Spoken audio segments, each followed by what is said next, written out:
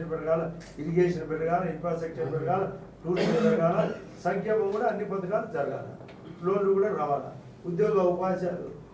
ఉపాధి అవకాశాలు పెరగాలి, చెట్లు కూడా పెరగాలి, వానలు పరిగెత్తాలి. ఇప్పటికే రిజర్వాయర్లు నిండినాయి, ఇంకా ఇరిగేషన్ పూర్తి కావాలి. బడ్జెట్ మన 4 నెలల బడ్జెట్ రేపు ఫిబ్రవరి 1 తర్వాత కేంద్రం పెట్టాక మార్చి 15లో స్టేట్ బడ్జెట్ కూడా ఆన్ చేయాలి. అన్ని చేస్తేనే నిజమైన ప్రజాస్వామ్యం. ఆ పార్టీ ఉండదు, నేను ఆ పార్టీ లేదనుకోని కాదు, మేమైతే ఖచ్చితంగా పనులు చేస్తే మా కలిగితో జరుగుతుంది. మా మోడీ గారు చెప్పినారు ఆంధ్రప్రదేశ్కు ప్రత్యేకమని నిధులు ప్రత్యేక కేటాయింపని, మా అమిత్ షా గారు కూడా చెప్పినారు 3 నిధులని, పవన్ కళ్యాణ్ గారు కూడా ఎక్కువ పాటుపడి పైన పోయి అడగడం, FRB యాక్ట్ కూడా సవరణ జరుగుతుంది కూడా.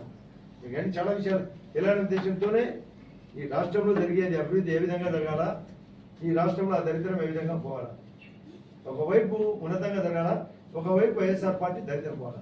ఈ జగన్ రెడ్డి పీడ ఈ జిల్లాకు రాజకీయాలు సాధించుకోవాలి. అతను కూడా విజయసాయి రెడ్డి బాటలో ఎవరన్నా రాజీనామా ఏమన్నా సమాచారం? ఇప్పుడు గతంలో మాకు పాత కంపెనీ, నేను చిన్నపిల్లప్పుడు నాకు 65 ఏళ్ళ వయసులో, నాకు 10 ఏళ్ళ వయసులో నుంచి కూడా నాకు పాటకు ఉపయోగపడేటి.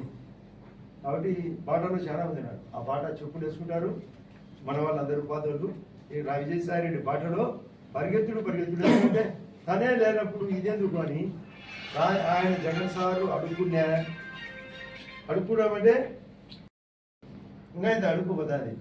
కాబట్టి అందరికీ తెలిసింది మీ నిలబడదురా బండేని.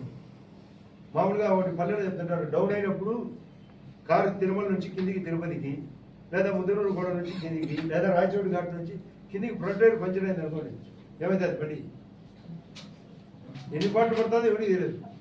ఇప్పుడు ఫ్రంట్ టైర్ పంచర్ అయింది, లోయలోకి ఎన్ని పాటలు పడుతుందో వైఎస్ఆర్ పార్టీకి నిలబడదు, పట్టిలు ఎంతమంది పాట అయింది ఇక చూస్తూ అంతా. థ్యాంక్ యూ మా.